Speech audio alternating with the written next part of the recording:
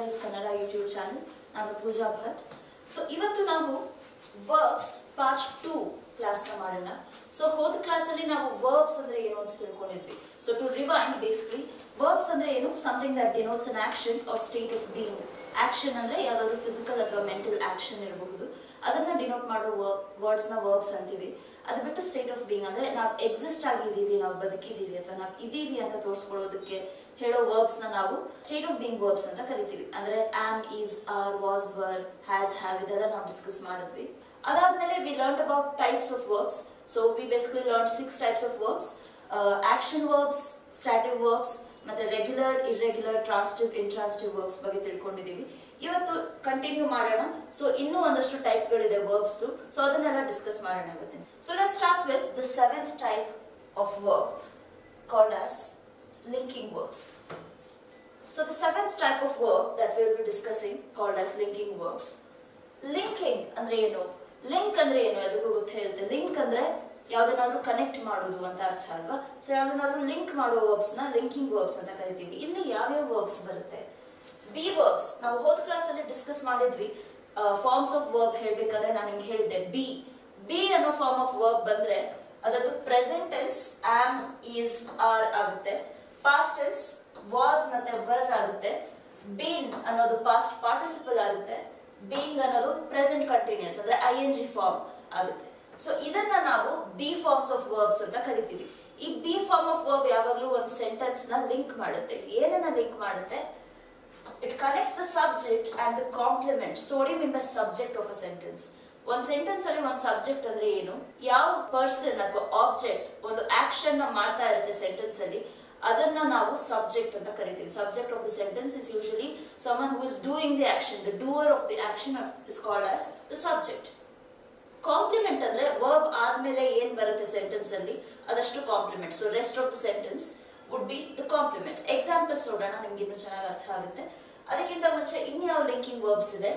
Feel, seem, appear, get, remain, look, become, sound, smell, taste etcetera.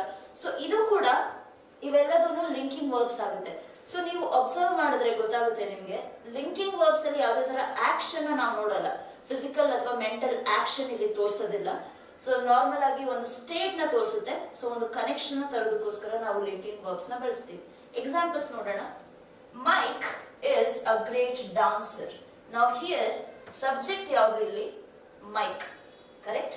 Mic ಅವನು ಒಳ್ಳೆ dancer ಅಂತ ಹೇಳ್ತಾ ಇದ್ದಾರೆ. Mike is the subject of the sentence.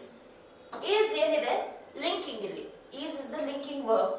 ಈ a great dancer ಇದೆಯಲ್ಲ, ಇದು ಕಾಂಪ್ಲಿಮೆಂಟ್ ಆಗುತ್ತೆ. ಅಂದ್ರೆ ವರ್ಬ್ ಆದ್ಮೇಲೆ ಬರೋ ಪಾರ್ಟ್ ಆಫ್ ದ ಸೆಂಟೆನ್ಸ್ ನಾವು ಕಾಂಪ್ಲಿಮೆಂಟ್ ಅಂತ ಕರಿತೀವಿ.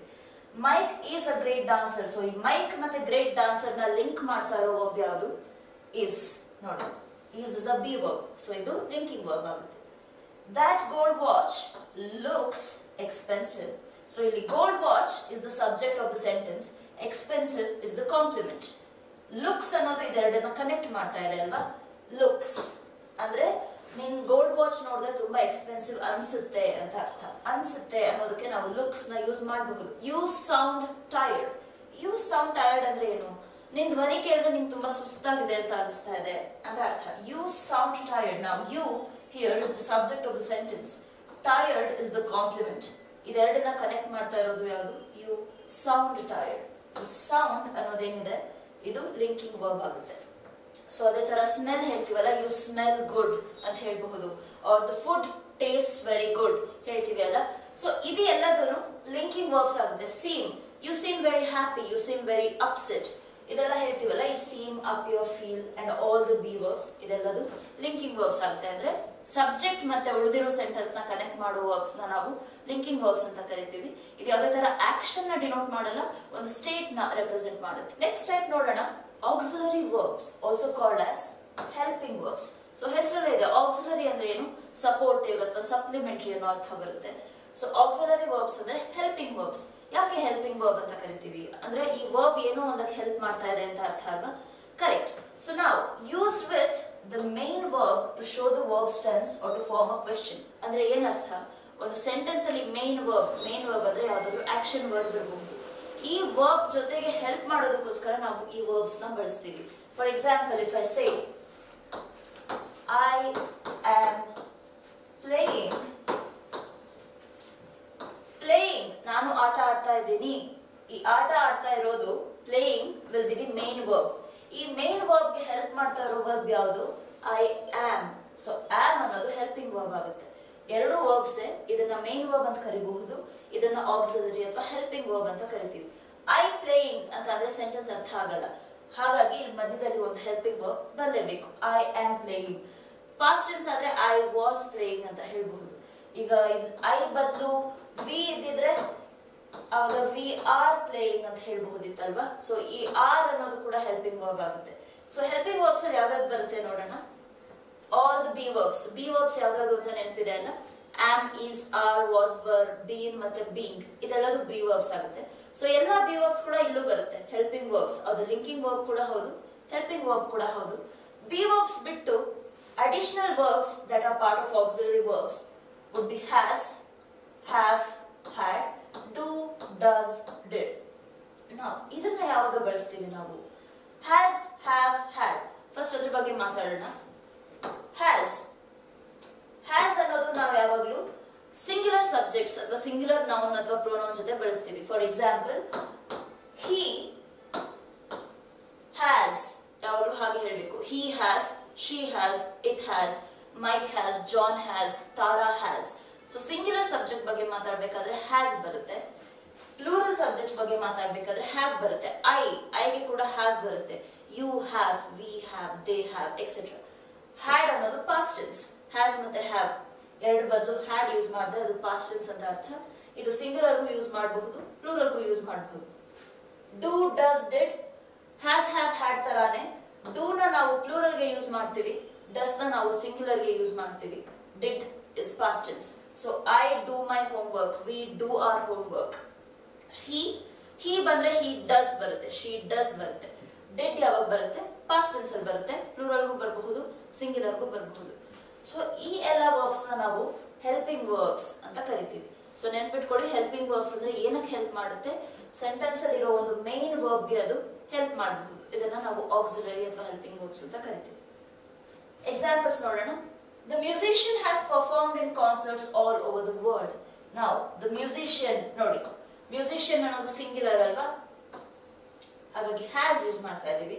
Musician has performed. Is performed will not make sense. The musician has performed ಅಂದ್ರೆ ಅವನು ಪ್ರಪಂಚದಾದ್ಯಂತ ಬೇರೆ ಬೇರೆ ಕಾನ್ಸರ್ಟ್ಸ್ ಅಲ್ಲಿ ಪರ್ಫಾರ್ಮ್ ಮಾಡಿದ್ದಾನೆ ಅಂತ ಹೇಳ್ಬೇಕಾದ್ರೆ ಹ್ಯಾಸ್ ಪರ್ಫಾರ್ಮ್ಡ್ ಅಂತ ಬಳಸ್ತೀವಿ. ಹ್ಯಾಸ್ ಅನ್ನೋದು ಪರ್ಫಾರ್ಮ್ಡ್ ಅನ್ನೋ ಮೇನ್ ವರ್ಬ್ಗೆ ಹೆಲ್ಪ್ ಮಾಡ್ತಾ ಇದೆ, ಹಾಗಾಗಿ ಇದು ಹೆಲ್ಪಿಂಗ್ ವರ್ಬ್ ಆಗುತ್ತೆ. Nikita does her homework. Now, does here is also a helping verb. If you look at it closely, it's also a main verb. ಯಾಕಂದ್ರೆ ಈ ಸೆಂಟೆನ್ಸ್ ಅಲ್ಲಿ ಇದೊಂದೇ ಆಕ್ಷನ್ ನ ಡಿನೋಟ್ ಮಾಡ್ತಾ ಇರೋದು.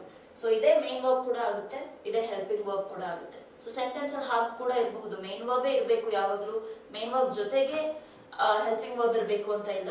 ಸೊ ಎರಡು ಬದಲು ಒಂದೇ ವರ್ಬ್ ಕೂಡ ಇರಬಹುದು. ನಾವು does is also helping verb. ಇಲ್ಲಿ ಅದೇ ಕೂಡ ಮೇನ್ ವರ್ಬ್ ಆಗಿದೆ, ಅಂದ್ರೆ ನಿಖಿತಾ ಹೋಮ್ವರ್ಕ್ ಮಾಡ್ತಾ ಇದ್ದಾಳೆ ಅಂತ ಹೇಳ್ತಾ ಇದ್ದೀವಿ. We were about to have dinner. Now, we were about to have dinner. So have dinner, have is the main verb. ಅದಕ್ಕೆ ಅಸಿಸ್ಟ್ ಮಾಡ್ತಾ ಇರೋದು ಯಾವುದು? were. were ಅನ್ನೋದು ಯಾವಾಗ ಯೂಸ್ ಮಾಡ್ತೀವಿ? past tense, plural subjects ಇದ್ದಾಗ ನಾವು were ಯೂಸ್ ಮಾಡ್ತೀವಿ. So I hope you understood what auxiliary or helping verbs mean. So let's move on to the next type. Modal verbs. Modal ಅಲ್ಲ, modal verbs ಅಂತ ಬರುತ್ತೆ. M-O-D-A-L, modal verbs. Now what are these modal verbs? As is the main verb to indicate possibility, ability, permission, necessity, expectation or obligation. ಏನು ಹೀಗಂದ್ರೆ possibility, ability, permission, necessity, expectation, obligation. ಅದಕ್ಕಿಂತ ಮುಂಚೆ assist ಅನ್ನೋ word ನೋಡಿ.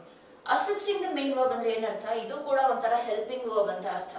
ಅಂದ್ರೆ model verbs ಅಲ್ಲಿ ಯಾವ್ದಾವ್ದು ಬರುತ್ತೆ ಆ model verbs ಕೂಡ ಯಾವುದೋ ಒಂದಕ್ಕೆ ಹೆಲ್ಪ್ ಮಾಡ್ತಾ ಇದೆ. ಏನಕ್ಕೆ ಹೆಲ್ಪ್ ಮಾಡ್ತಾ ಇದೆ? ಸೊ ಹಾಗೆ ಹೆಲ್ಪಿಂಗ್ ವರ್ಬ್ ತರಾನೇ ಇದು ಕೂಡ ಒಂದು ಮೇನ್ ವರ್ಬ್ ಹೆಲ್ಪ್ ಮಾಡ್ತಾ ಇರಬಹುದು, ಅಥವಾ ಸೆಂಟೆನ್ಸ್ ಅಲ್ಲಿ ಇದೇ ಮೇನ್ ವರ್ಬ್ ಕೂಡ ಆಗಿರಬಹುದು. ಪಾಸಿಬಿಲಿಟಿ ಅಂದ್ರೆ ಏನು? ಯಾವುದೋ ಒಂದು ಆಗುತ್ತೋ ಇಲ್ವೋ ಅಂತ ನಾವು ಹೇಳ್ತೀವಲ್ಲ, ಅದು ಪಾಸಿಬಿಲಿಟಿ. ಅಬಿಲಿಟಿ ಅಂದ್ರೆ ನನ್ನ ಕೈಯಲ್ಲಿ ಇದು ಮಾಡಕ್ಕಾಗುತ್ತೆ ಮಾಡಕ್ಕಾಗಲ್ಲ ಅಂತ ಹೇಳ್ಬೇಕಾದ್ರೆ ನಾನು ಅಬಿಲಿಟಿ ಅಂತ ಹೇಳ್ತೀನಿ. ಪರ್ಮಿಷನ್ ಅಂದ್ರೆ ಗೊತ್ತು. ಪರ್ಮಿಷನ್ ಅಂದ್ರೆ ಯಾವ್ದಾದ್ರು ಪರ್ಮಿಷನ್ ನೀವು ಕೇಳೋದು, ನೆಕ್ಸ್ಟ್ ನೆಸೆಸಿಟಿ ಅಂದ್ರೆ ಯಾವ್ದಾದ್ರು ಅಗತ್ಯ ಇದೆ ಅಥವಾ ಮಾಡ್ಲೇಬೇಕು ಅಂತ ಅನ್ನೋದನ್ನ ನೆಸೆಸಿಟಿ ಅಂತೀವಿ.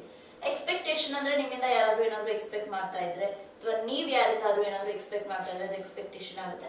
ಆಬ್ಲಿಗೇಷನ್ ಅಂದ್ರೆ ಅಗೇನ್ ಯಾರಾದ್ರೂ ನಿಮ್ಗೆ ಮಾಡ್ಲೇಬೇಕು ಅಂತ ಹೇಳಿದಾಗ ನೀವು ಆಬ್ಲಿಗೇಟೆಡ್ ಆಗಿರ್ತೀರಾ, ಅಂದ್ರೆ ನೀವು ಅದನ್ನ ಮಾಡ್ಲೇಬೇಕು, ಅದು ಆಬ್ಲಿಗೇಷನ್ ಆಗುತ್ತೆ. ಸೊ ಈ ಎಲ್ಲ ಟರ್ಮ್ಸ್ ನ ನಾವು ಹೇಳೋದಕ್ಕೋಸ್ಕರ ಮೋಡಲ್ ವರ್ಬ್ಸ್ ನ ಯೂಸ್ ಮಾಡ್ತೀವಿ. ಅಂದ್ರೆ ಇಂಥ ಸಿಚುವೇಶನ್ ಅಲ್ಲಿ ಪಾಸಿಬಿಲಿಟಿ ಬಗ್ಗೆ ಹೇಳಬೇಕು ಅಥವಾ ಅಬಿಲಿಟಿ ಬಗ್ಗೆ ಹೇಳಬೇಕು ಅಂದ್ರೆ ಮೋಡಲ್ ವರ್ಬ್ಸ್ ನ ನಾವು ಬಳಸ್ತೀವಿ. ನಾವು ಇಂಪಾರ್ಟೆಂಟ್ ಆಗಿ ಯೂಸ್ ಮಾಡೋ ಮೋಡಲ್ ವರ್ಬ್ಸ್ ಯಾವ್ಯಾವ್ದು ಅಂತ ನೋಡೋಣ. Can, could, shall, should, will, would, may, might, must, have to, ought to. ನಾವು ಇದಿಷ್ಟನ್ನ ನಾವು ಪಾಪ್ಯುಲರ್ಲಿ ಯೂಸ್ ಮೋಡಲ್ ವರ್ಬ್ಸ್ ಅಂತ ಕರಿತೀವಿ. ಸೊ ಇದೆಲ್ಲದೂ ಯಾವಾಗ ಬಳಸ್ತೀವಿ, ಇದರ ಅರ್ಥ ಏನು ಅಂತ ಫಸ್ಟ್ ತಿಳ್ಕೊಳ್ಳೋಣ. ಕ್ಯಾನ್ ಅನ್ನೋದನ್ನ ಯಾವಾಗ ಬಳಸ್ತೀನಿ ನಾನು? ಅಬಿಲಿಟಿ ಬಗ್ಗೆ ಮಾತಾಡ್ಬೇಕಾದ್ರೆ ಕ್ಯಾನ್ ಬಳಸಬಹುದು, ಕರೆಕ್ಟಾ? ಅಂದ್ರೆ I can play piano, I can dance, I can sing, I can teach etcetera. So can talks about ability. ನಿಮ್ ಕೈಯಲ್ಲಿ ಏನೋ ಒಂದು ಸಾಮರ್ಥ್ಯ ಇದೆ ಅಂತ ಹೇಳಿದಾಗ ನೀವು ಅದ್ರ ಬಗ್ಗೆ ಮಾತಾಡೋಕೆ ಕ್ಯಾನ್ ನ ಯೂಸ್ ಮಾಡಬಹುದು, ಕರೆಕ್ಟ್? ಅದು ಬಿಟ್ಟು ಕ್ಯಾನ್ ನ ಕ್ವೆಶ್ಚನ್ ಕೇಳೋದಕ್ಕೆ ಕೂಡ ಯೂಸ್ ಮಾಡಬಹುದು. Can I do that, can I do this, can I eat, can I drink etcetera. Question ಕೇಳೋದಕ್ಕೆ ಕೂಡ ಕ್ಯಾನ್ ಯೂಸ್ ಮಾಡಬಹುದು. ಕುಡ್ ಯಾವಾಗ ಬಳಸ್ತೀರಾ? ಕುಡ್ ಇಸ್ ಯೂಸ್ಡ್ ಅಗೇನ್ ಕ್ವೆಶ್ಚನಿಂಗ್ ಗೆ ಕೂಡ ಕುಡ್ ನ ಯೂಸ್ ಮಾಡ್ತೀರಾ. ಸೊ ಕ್ಯಾನ್ ಯಾವಾಗ ಬಳಸಬೇಕು, ಕುಡ್ ಯಾವಾಗ ಬಳಸಬೇಕು ಕ್ವೆಶ್ಚನ್ ಮಾಡೋದಕ್ಕೆ? ಕ್ಯಾನ್ ಯಾವಾಗಲೂ ಲೆಸ್ ಪೊಲೈಟ್, ಕುಡ್ ನ ಜಾಸ್ತಿ ಪೊಲೈಟ್ ಅಂತ ಹೇಳ್ತೀವಿ. ಸೊ ನೀವು ಯಾವ್ದಾದ್ರು ಫಾರ್ಮಲ್ ಸೆಟ್ಟಿಂಗ್ ಅಲ್ಲಿ ಇದ್ರೆ, ಯಾವ್ದಾದ್ರು ಬಿಸ್ನೆಸ್ ಅಪ್ರೋಪ್ರಿಯೇಟ್ ಎನ್ವೈರನ್ಮೆಂಟ್ ಅಲ್ಲಿ ಇದ್ರೆ, ಅಥವಾ ಪೊಲೈಟ್ ಆಗಿ ಇನ್ನು ಸ್ವಲ್ಪ ಕೇಳಬೇಕು ಅಂತ ಇದ್ರೆ ಅವಾಗ ಕುಡ್ ಯೂಸ್ ಮಾಡಬೇಕು. So can you please open the window is correct. Could you please open the window is also correct. Could is more polite and formal, can is less formal, meaning it's informal and less polite ಅಂತ ಹೇಳ್ಬಹುದು. So ಎರಡನ್ನು questioning ಗೆ ಬಳಸ್ತೀವಿ. ಮತ್ತೆ could ನ ನಾವು can ದು past equivalent ಅಂತ ಹೇಳ್ಬಹುದು. ಅಂದ್ರೆ can ದು past could ಆಗೋ ಚಾನ್ಸಸ್ ಇರುತ್ತೆ. ಹೇಗೆ?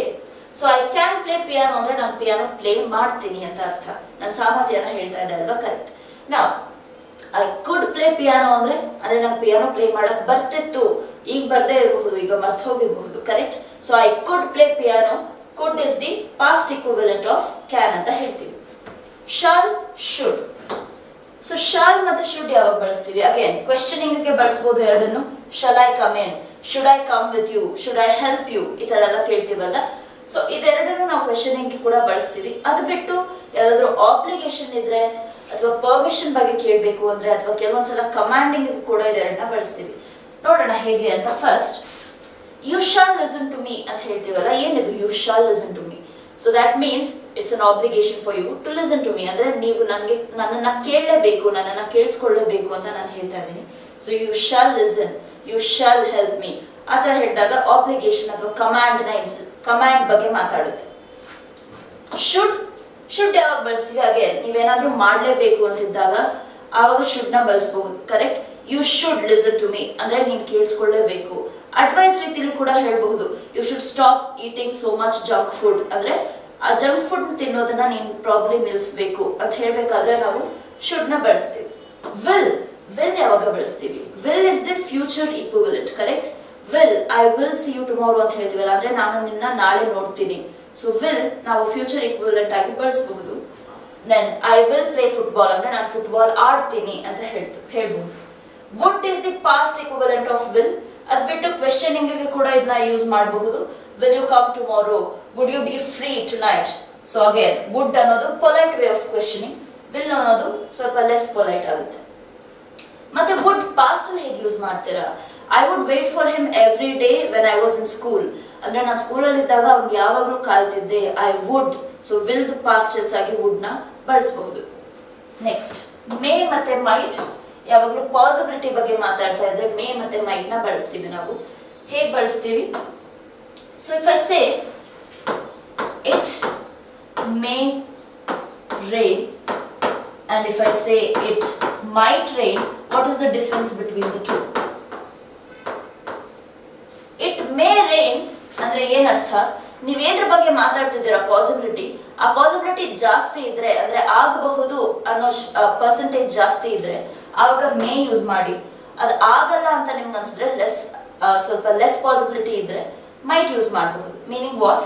It may rain, let's say ಒಂದು 60% ಮಳೆ ಆಗೋ ಚಾನ್ಸ್ ಇದೆ, ಅಂತ ಹೇಳಿದಾಗ ನೀವು ಇಟ್ ಮೇ ರೈನ್ ಅಂತ ಹೇಳಬಹುದು. Correct?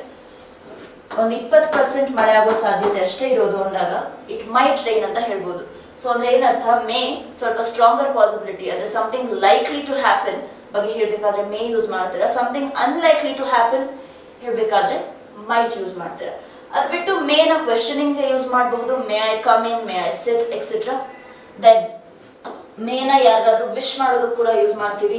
May you have a good year, may God bless you ಅಂತೆಲ್ಲ ಹೇಳ್ತೀವಲ್ಲ. ಸೊ ಯಾರನ್ನಾದ್ರೂ ಹರಿಸೋದಕ್ಕೆ ಅಥವಾ ಬ್ಲೆಸ್ಸಿಂಗ್ ಆಗಿ ಕೂಡ ಮೇನ ಯೂಸ್ ಮಾಡಬಹುದು. ನೆಕ್ಸ್ಟ್ ಮಸ್ಟ್ ಮತ್ತೆ ಹ್ಯಾವ್ ಟು. ಅಗೇನ್ ಮಸ್ಟ್ ಮತ್ತೆ ಹ್ಯಾವ್ ಟು ನೆಸೆಸಿಟಿ ಅಥವಾ ಆಬ್ಲಿಗೇಷನ್ ನ ಇಂಡಿಕೇಟ್ ಮಾಡುತ್ತೆ.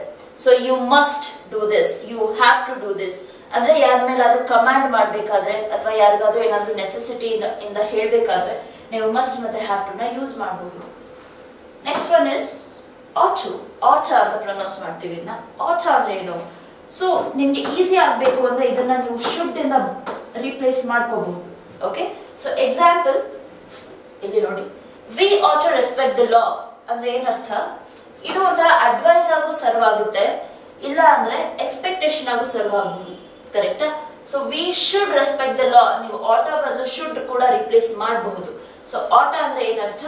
ಯಾವಾಗಾದ್ರೂ ನಾವು ಅಡ್ವೈಸ್ ಅಥವಾ ಎಕ್ಸ್ಪೆಕ್ಟೇಷನ್ ಬಗ್ಗೆ ಮಾತಾಡಬೇಕಾದ್ರೆ ಆಟನ ಯೂಸ್ ಮಾಡಬಹುದು. ಇದು ಕೂಡ ಒಂದು ಮೋಡಲ್ ವರ್ಬ್ ಆಗುತ್ತೆ. ಎಕ್ಸಾಂಪಲ್ಸ್ ನೋಡಿ, once you finish your homework you may play outside. so may is the modal verb here. ಅಂದ್ರೆ ನೀನು ಆಡಬಹುದು ಅಂತ ಹೇಳ್ತಾ ಇದೀನಿ. ಅಂದ್ರೆ ಏನರ್ಥ? ಮೀನಿಂಗ್ ಅವ್ರನ್ನ ಆಟ ಆಡೋಕೆ ಕಳಿಸೋ ಸಾಧ್ಯತೆ ಜಾಸ್ತಿ ಇದೆ ಅಂತ ಅರ್ಥ. ಸೊ ಮೇ. ಯು ಮೈಟ್ ಅಂತ ಅಂದ್ರೆ ಆಟ ಆಡೋಕೆ ಕಳಿಸೋ ಸಾಧ್ಯತೆ ಕಮ್ಮಿ ಇದೆ ಅಂತ ಅರ್ಥ ಮಾಡ್ಕೋಬಹುದು. I would go to the movies if I wasn't busy working. ಅಂದ್ರೆ ನನಗೆ ಬಿಸಿ ಇರಲಿಲ್ಲ ನಾನು ಅಥವಾ ನನ್ನ ಕೆಲಸ ಇರಲಿಲ್ಲ ಅಂತ ಅಂದ್ರೆ ನಾನು ಮೂವೀಸಿಗೆ ಹೋಗ್ತಿದ್ದೆ. would. Could you please shut the door? So could you please shut the door ಅಂದ್ರೆ ಏನರ್ಥ? ನೀವು ಬಾಗಿಲನ್ನ ದಯವಿಟ್ಟು ಮುಚ್ತೀರಾ ಅಂತ ಅರ್ಥ. So could is used as a polite way of question. You shall listen to me ಅಂದ್ರೆ ನೀನು ನನ್ನನ್ನ ಕೇಳಿಸ್ಕೊಳ್ಳೇಬೇಕು, ನಾನು ಹೇಳೋದನ್ನ ಕೇಳಿಸ್ಕೊಳ್ಳೇಬೇಕು. So this acts as an obligation. ಅಂದ್ರೆ ನೀವು ಯಾರ ಮೇಲಾದ್ರೂ ಕಮಾಂಡ್ ಮಾಡೋ ತರ ಇದ್ರೆ you shall listen to me ಅಂತ ಹೇಳ್ಬಹುದು. We ought to respect the law, we already discuss this. ಇದು ಬಿಟ್ಟು ಇನ್ನೊಂದು important thing about shall is, shall ನ ನಾವು ಕೆಲವೊಂದ್ಸಲ ವಿಲ್ ಆಗಿ ಯೂಸ್ ಮಾಡಬಹುದು. ಅಂದ್ರೆ ಫ್ಯೂಚರ್ ಟೆನ್ಸ್ ಗೆ ರೆಫರ್ ಮಾಡಕ್ಕೆ. ಯಾವಾಗಾದ್ರೂ ಫಸ್ಟ್ ಪರ್ಸನ್ ಗೆ ಮಾತ್ರ. ಫಸ್ಟ್ ಪರ್ಸನ್ ಅಂದ್ರೆ ಯಾರು? ಐ ಮತ್ತೆ ವಿ. ಓಕೆ, ಸೊ ಐ ಮತ್ತೆ ವಿ ಗೆ ಶಾಲ್ ಯೂಸ್ ಮಾಡಿದ್ರೆ ಆಬ್ಲಿಗೇಷನ್ ಅನ್ನೋ ಅರ್ಥ ಬರಲ್ಲ, ಫ್ಯೂಚರ್ ಅರ್ಥ ಬರುತ್ತೆ. ಅಂದ್ರೆ ಏನರ್ಥ? If I say I shall see you tomorrow ಅಂದ್ರೆ I will see you tomorrow ಅಂತ ಅರ್ಥ. ವಿ ಶಾಲ್ ಡೂ ದಿಸ್ ಅಂದ್ರೆ ವಿ ವಿಲ್ ಡೂ ದಿಸ್ ಅಂತ ಅರ್ಥ. ಸೊ ಐ ಮತ್ತೆ ವಿ ಜೊತೆ ಶಾಲ್ ಬಳಸಿದಾಗ ವಿಲ್ ಅನ್ನೋ ಅರ್ಥ ಬರುತ್ತೆ. ಅದು ಬಿಟ್ಟು ಬೇರೆ ಯಾರ ಜೊತೆಗೂ ನೀವು ಶಾಲ್ ಬಳಸಿದ್ರೆ ನೀವು ಅವ್ರನ್ನ ಕಮಾಂಡ್ ಮಾಡ್ತಾ ಇದ್ದೀರಾ, ಅವ್ರ ಮೇಲೆ ಆರ್ಡರ್ ಮಾಡ್ತಾ ಇದ್ದೀರಾ ಅನ್ನೋ ಅರ್ಥ ಬರುತ್ತೆ. Next let's look at the next types, very important for your exams. Phrasal verbs. So ಇದನ್ನ ಎಕ್ಸಾಮ್ ಅಲ್ಲಿ ತುಂಬಾ ಸಲ ಕೇಳ್ತಾರೆ. ನಿಮಗೆ ಕ್ಲೋಸ್ ಟೆಸ್ಟ್ ಅಲ್ಲಿ ಆಗಿರಬಹುದು ಅಥವಾ ಎರರ್ ಡಿಟೆಕ್ಷನ್ ಅಲ್ಲಿ ಆಗಿರಬಹುದು. Phrasal verbs ಇಂದ ತುಂಬಾ ಕ್ವೆಶ್ಚನ್ಸ್ ಬರುತ್ತೆ. Combination of words used together to form a different meaning. A verb usually combines with an adverb or a preposition to form a phrasal verb. Now phrasal verb ಮಾತಾಡೋ ಮುಂಚೆ phrase ಅಂದ್ರೆ ಏನರ್ಥ? Phrase ಕೇಳಿರ್ತೀರಲ್ಲ, phrase. So what is this phrase? Phrase is basically more than one words, one or more words ಒಟ್ಟಿಗೆ ಬಂದಾಗ phrase ಅಂತ ಕರಿತೀವಿ. ಅಂದ್ರೆ incomplete sentence. Sentence ಅಲ್ಲ, ಅದು ವಾಕ್ಯ ಅಲ್ಲ, ಬಟ್ ವರ್ಡ್ಸ್ ದು ಒಂದಷ್ಟು ಕಾಂಬಿನೇಷನ್, 1, 2 ಅಥವಾ 3 ವರ್ಡ್ಸ್ ಒಟ್ಟಿಗೆ ಬಂದ್ರೆ ನಾವು ಅದನ್ನ phrase ಅಂತ ಕರಿಬಹುದು. Phrasal verb ಅಂದ್ರೆ ಏನು? ಒಂದು ವರ್ಬ್ ಇದೆ, ಈ ವರ್ಬ್ ಜೊತೆಗೆ adverb ಅಥವಾ preposition ಅಂದ್ರೆ ಬೇರೆ ಪಾರ್ಟ್ ಆಫ್ ಸ್ಪೀಚ್, ಇದೆರಡು ಮರ್ಜ್ ಆದಾಗ ಒಂದು phrasal verb ಆಗುತ್ತೆ. ಬಟ್ ಆವಾಗ ಮೀನಿಂಗ್ ಸ್ವಲ್ಪ ಡಿಫ್ರೆಂಟ್ ಆಗಿ ಬರುತ್ತೆ ಅಂತ ಅರ್ಥ. ಒಂದು ಎಕ್ಸಾಂಪಲ್ ನೋಡಿ, ಗಿವ್ ಅಂದ್ರೆ ಏನರ್ಥ? ಗಿವ್ ಅಂದ್ರೆ ಕೊಡೋದು ಅಂತ ಅರ್ಥ. ವರ್ಬ್ ಅಲ್ವಾ give. Give is a verb, ಕೊಡೋದು. ಕರೆಕ್ಟ್? ಸೊ ಗಿವ್ ಜೊತೆಗೆ ನಾನು ಅಪ್ ಸೇರಿಸಿದ್ರೆ ಏನರ್ಥ? ಗಿವ್ ಅಪ್ ಅಂದ್ರೆ ಬೇರೆ ಅರ್ಥ ಆಗುತ್ತೆ. ಗಿವ್ ಅಪ್ ಅಂದ್ರೆ ಏನು? ಯಾವ್ದನ್ನಾದ್ರೂ ಬಿಟ್ಕೊಟ್ಬಿಡೋದು. Yes, he gave up his practice ಅಂದ್ರೆ ಅವನ ಪ್ರಾಕ್ಟೀಸ್ ನ ಬಿಟ್ಬಿಟ್ಟ. gave up ಅಂದ್ರೆ ಅದನ್ನಾದ್ರೂ ಬಿಟ್ಕೊಡೋದು. ಕರೆಕ್ಟ್? ಸೊ ನಾವು ಅಬ್ಸರ್ವ್, ಗಿವ್ ಬರೀ ವರ್ಬ್ ಇದ್ದಾಗ ಬೇರೆ ಮೀನಿಂಗ್ ಇತ್ತು, ಅದ್ರ ಜೊತೆ ಬೇರೆ ಪಾರ್ಟ್ ಆಫ್ ಸ್ಪೀಚ್ ಸೇರಿದಾಗ ಬೇರೆ ಮೀನಿಂಗ್ ಆಯ್ತು. ಸೊ ಗಿವ್ ಅಪ್ ಒಟ್ಟಿಗೆ ಸೇರಿಸಿದಾಗ ಅದು ಫ್ರೇಸಲ್ ವರ್ಬ್ ಆಗುತ್ತೆ. ಸೊ ಫ್ರೇಸಲ್ ವರ್ಬ್ ಅಂದ್ರೆ ಏನರ್ಥ? ಕಾಂಬಿನೇಷನ್ ಆಫ್ ವರ್ಡ್ಸ್ ಅಂದ್ರೆ ಒಂದಕ್ಕಿಂತ ಜಾಸ್ತಿ ವರ್ಡ್ಸ್ ಒಟ್ಟಿಗೆ ಬರೋದು, use together to form a different meaning. ಒಟ್ಟಿಗೆ ಬಂದಾಗ ಅದು ಬೇರೆ ಅರ್ಥನ ಕೊಡುತ್ತೆ. ಈ ವರ್ಬ್ ಯೂಶಲಿ ಅಡ್ವರ್ಬ್ ಅಥವಾ ಪ್ರೆಪೋಸಿಷನ್ ಜೊತೆ ಸೇರಿ ಒಂದು ಫ್ರೇಸಲ್ ವರ್ಬ್ ಆಗಬಹುದು ಅಂತ ಹೇಳ್ತೀವಿ. ಸೊ ಈ ಫ್ರೇಸಲ್ ವರ್ಬ್ಸ್ ಯಾವ್ದಾವುದು, ಒಂದಷ್ಟು ಇಂಪಾರ್ಟೆಂಟ್ ಫ್ರೇಸಲ್ ವರ್ಬ್ಸ್ ನಾವು ತಿಳ್ಕೊಳ್ಳೋಣ. ಅದಕ್ಕೆ ನಾನು ತಕ್ಕನಾದ ಒಂದಷ್ಟು ಎಕ್ಸಾಂಪಲ್ಸ್ ಕೂಡ ಕೊಟ್ಟಿದ್ದೀನಿ. ಡ್ರಾಪ್ ಔಟ್ ಅಂದ್ರೆ ಏನು? Rahul dropped out of college and join the army. So drop out ಅಂದ್ರೆ ಅಬ್ಯಾಂಡನಿಂಗ್ ಸಮಥಿಂಗ್, ಅಂದ್ರೆ ಯಾವ್ದನ್ನಾದ್ರೂ ಅರ್ಧಕ್ಕೆ ಕೈ ಬಿಡೋದು. ಅಬ್ಯಾಂಡನ್ ಅಂದ್ರೆ ಏನರ್ಥ? ಮಧ್ಯದಲ್ಲೇ ಕೈ ಬಿಡೋದು. Meaning Rahul dropped out of college ಅಂದ್ರೆ ಅವನು ಮಧ್ಯದಲ್ಲೇ ಕಾಲೇಜ್ ನ ಬಿಟ್ಟು ಆಮೇಲೆ he joined the army ಸೇರ್ಕೊಂಡ ಅಂತ ಅರ್ಥ. ಸೊ ಡ್ರಾಪ್ ಔಟ್ ಅಂದ್ರೆ abandon. Get away, we should get away for the weekend. Have you heard of this before? We should get away. Get away ಅಂದ್ರೆ escape ಅಥವಾ break ಅನ್ನೋ ಅರ್ಥ ಬರುತ್ತೆ.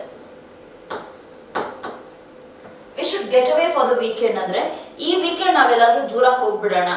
Okay, ಇಲ್ಲಿರಕ್ ನಂಗೆ ಇಷ್ಟ ಇಲ್ಲ, we will take a break. ಒಂದು ಬ್ರೇಕ್ ತರ ತಗೊಂಡು ಎಲ್ಲಾದ್ರೂ ದೂರ ಹೋಗೋಣ, ಲೈಫ್ ಇಂದ ಎಸ್ಕೇಪ್ ಆಗಿ ಬೇರೆ ಕಡೆ ಹೋಗೋಣ ಈ ವೀಕೆಂಡ್ ಅನ್ನೋ ಅರ್ಥ ಬರುತ್ತೆ. So we should get away ಅಂದ್ರೆ ದೂರ ಹೋಗೋಣ, ಎಸ್ಕೇಪ್ ಆಗೋಣ ಅನ್ನೋ ಅರ್ಥ ಬರುತ್ತೆ. Get away for the weekend. Next, kick of. The match kicked off at 3 PM. ನಾವು ಕಿಕ್ ಆಫ್ ಅಂದ್ರೆ ಏನು? ಕಿಕ್ ಆಫ್ ಅಂದ್ರೆ ಯಾವ್ದಾದ್ರು ಶುರು ಆಗೋದು.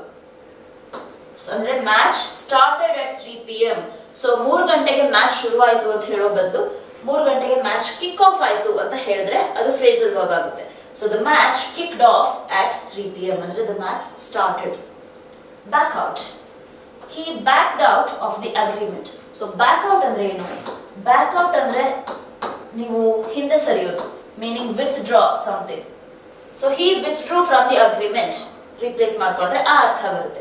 He backed out of the agreement ಅಂದ್ರೆ ಅವನು ಅಗ್ರಿಮೆಂಟ್ ಇಂದ ಹಿಂದೆ ಸರಿದ, ಅದನ್ನ ಮುಂದುವರಿಸಲಿಲ್ಲ ಅಂತ ಅರ್ಥ. So back out is withdraw. So ನಾವು ಇನ್ನೊಂದಷ್ಟು ಫ್ರೇಸಲ್ ವರ್ಬ್ಸ್ ನೋಡೋಣ. Set aside. Rajat set aside some money for his kids future. Rajat set aside, ಹೆಸರು ಹೇಳೋ ತರ ಸೆಟ್ ಅಸೈಡ್ ಅಂದ್ರೆ ಯಾವ್ದನ್ನಾದ್ರೂ ಸೈಡ್ ಇಡೋದು. So what does that mean? Save up ಅನ್ನೋ ಅರ್ಥ ಬರುತ್ತೆ.